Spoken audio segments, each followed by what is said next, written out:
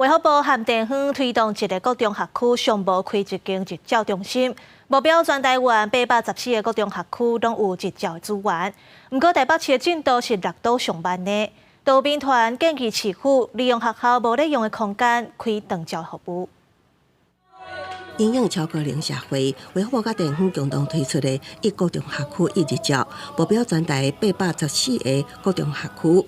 拢有日照服务资源。杨国民代指出，到去年11月底，各县市的日照中心资源，新北一学区一日照的达成率是89.9%，桃园91.5%，台中88.8%，台南甲高雄市拢达到100%。反过来看，台北市保证一学区一日照达成率只有84.7%，六都上低。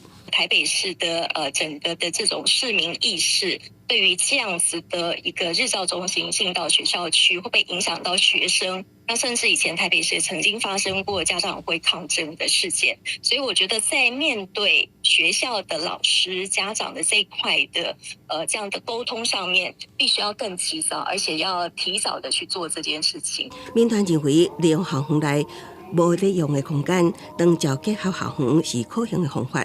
因过需要跨局处合作来化沟通。长照业者讲，真侪人烦恼长照事业影响房价，造成阻力。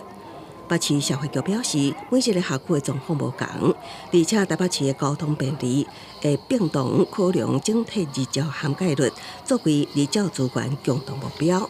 松山区的西松高中学区的，它主要的涵盖部分大概占了1/3以上，比例占到松山体堂这个部分，所以其实可以择选的空间其实是有限。那变成说我们在里面去找一些合适的建物，相对来讲比较困难。消防局表示，北市拢总有72个学区，已经开办56个学区，还未开办的16个学区日照，拢已经有规划甲开办期程，达成率会达到100%。未来会评估搁提悬无设置日照机构各中的学区开办日照补助，就此吸引民间业者设立。另外，也会继续盘点公有建物空间资源，优先争取设置老人日照。